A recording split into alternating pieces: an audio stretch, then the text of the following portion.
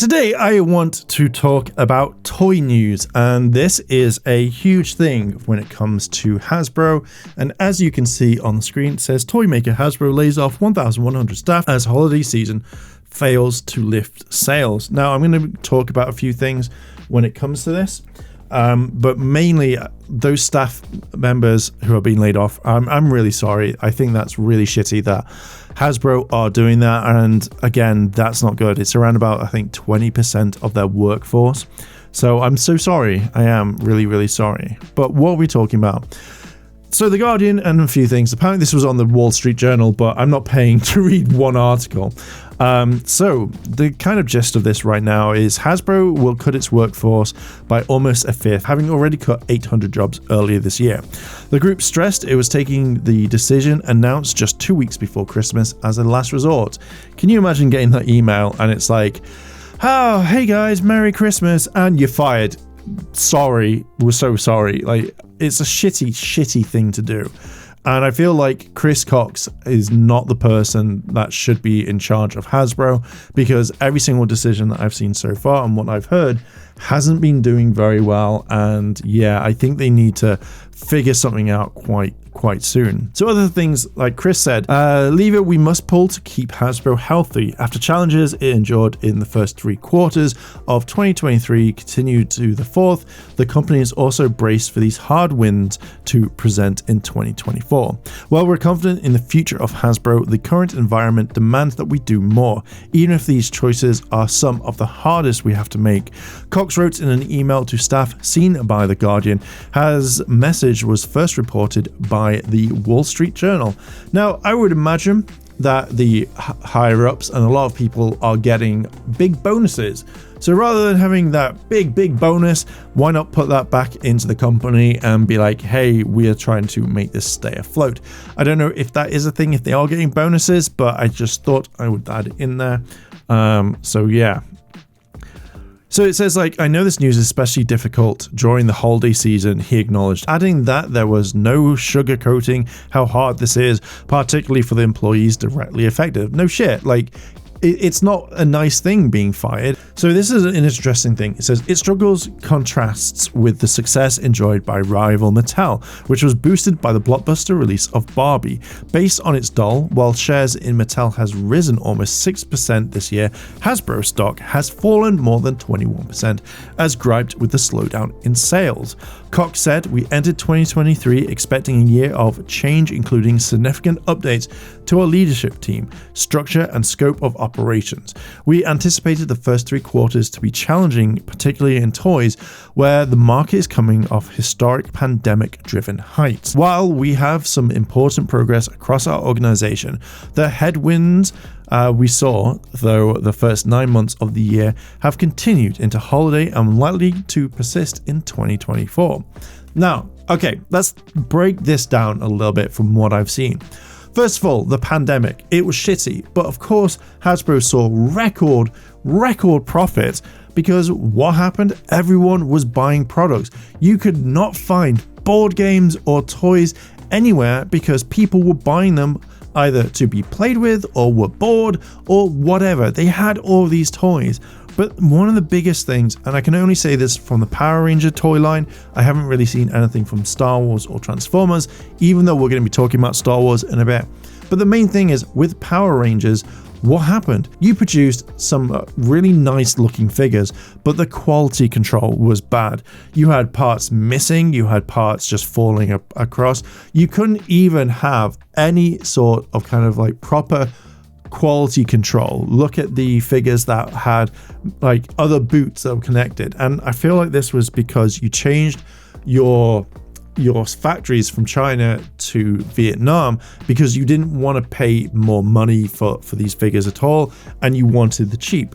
But you also upped the price. When the Lightning Collection first came out, it was roughly around about $20. You got what you paid for, and I really like that.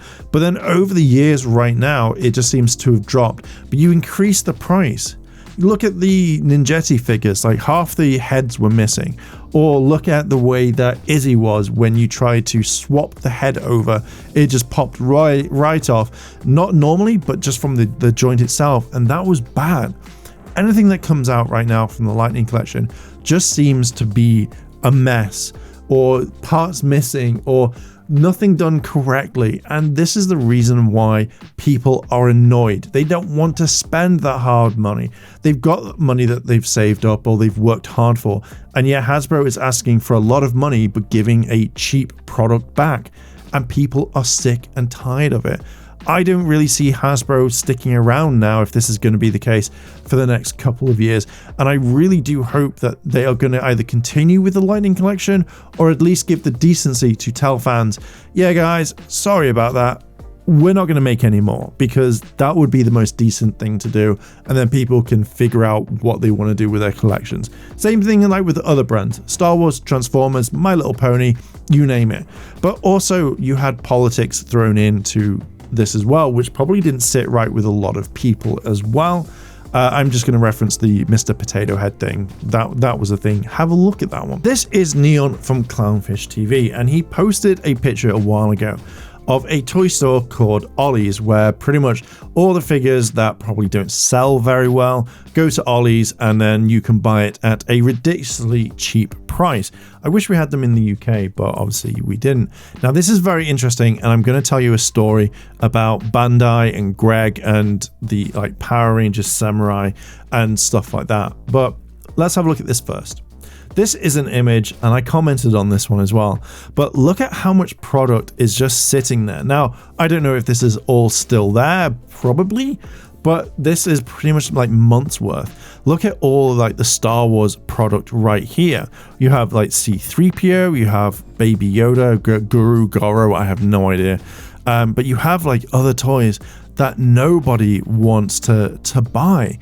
Then you move over into Marvel, you have like all the Nerf, Black Panther, you know, Ironheart, you have some of the, Legends figures right there, which normally go for a lot of money. Then you have stuff from Thor that nobody wants whatsoever, because the film was shit anyway. But you know, these are stuff here that will probably sit there for months, years, until it's either all sold or just bought back by Hasbro and then destroyed properly. I mean, look at these figures here. These figures normally go for a lot longer, and Neon says these have been sitting here for months. Can't unload them even at 1980s prices, $3.99 a pop.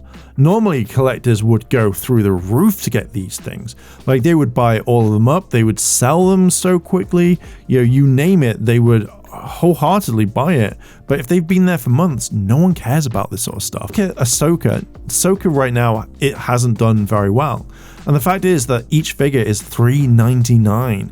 Like, dear God, how much that has gone. Like, no one's buying these or snapping them up whatsoever. You know, even more Star Wars stuff right here. C-3PO, everyone loves. The Black Series, man, what's going on? Like $10 a pop. Like, normally this sort of stuff would sell so quickly at that price. You also have more Marvel.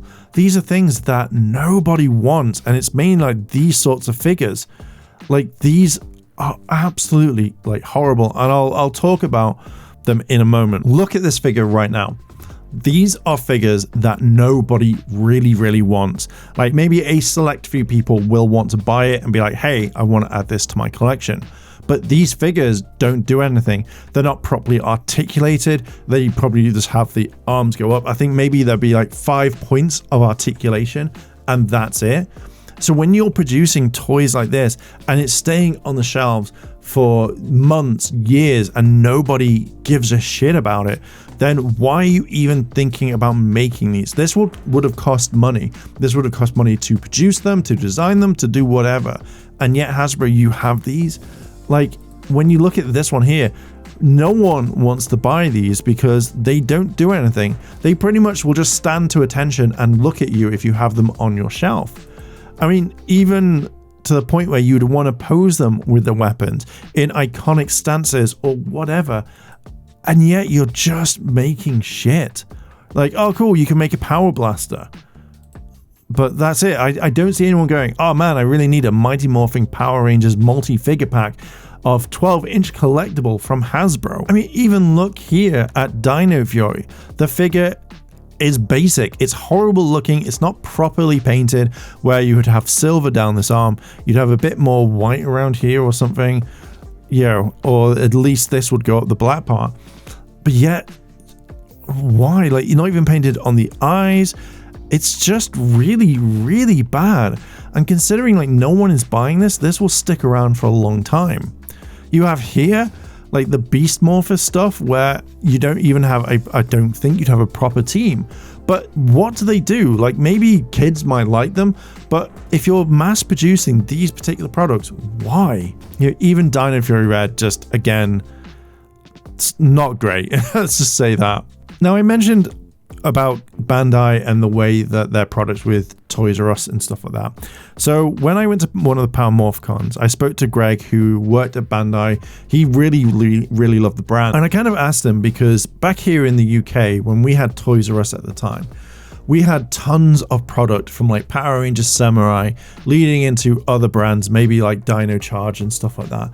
And the whole kind of aisles were full of the same thing. The same thing of like brand new Power Rangers, buy the toys. And it got to the point where they weren't moving and they were still selling at the high price of what they were. And it's more like, hey, this has been around about a couple of years. Why are you still selling a Megazord at full retail price where it should have been cheaper, etc., etc.? And to the point where Greg turned around and said, hey, I'm going to be coming over to the UK very soon. We're going to be talking to Chris and Tess, who are the people who worked over at Bandai. And we're going to work something out. And generally, I'm guessing that they were going to buy all the old stock. And I think Greg did say, we're going to be taking all the old stock from the shelves and we're going to be like putting new stuff in there so people could buy this. But then they changed hands and Greg either left or was fired and then moved on to other things. So obviously they didn't do that. And then Toys R Us closed down and the master license for Power Rangers was given to Hasbro. The main problem is if you've got product that is high demand like Marvel, Avengers, and then Star Wars, and it's all sat here, why? The whole thing when it comes to the Lightning Collection is had bad quality control. You've had things missing from the Ninjetti stuff. You've had things not painted properly. And this was a major concern that I should have picked up, because I will always reference that the first proper live stream, when someone asked the question of, what are you going to do with the quality control? Why aren't you painting things? And the guy just rolled his eyes like, oh, I've been asked this question multiple times. And to me, it just shows that they just don't give a shit. Like, if your products were fantastic, then this would be flying off the shelves. That it's hard to kind of restock on all of this. It's really hard that when you want a complete collection that that right now this may never happen.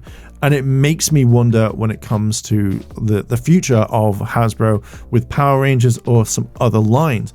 Do I think that the Lightning Collection is probably going to be end, even though they said we're going to kind of look back at this in 2025? I really don't know, but I would like Hasbro to be transparent and say, hey, we're not going to continue this anymore. So thank you very much, because they've got rid of E1 Entertainment. They're changing a lot of other things too. I think the people at Hasbro need to sit down properly with everyone and kind of figure out what they want to do, because right now we're in the midst of everything. They want to be a toy company, they want to be in the games industry, they want to be an entertainment company as well. Now, they sold E1 off for quite a bit of change, not that much from what they bought of it, but the fact is that they want to put their fingers in so many pies and not focus on what they're known for, which is toys.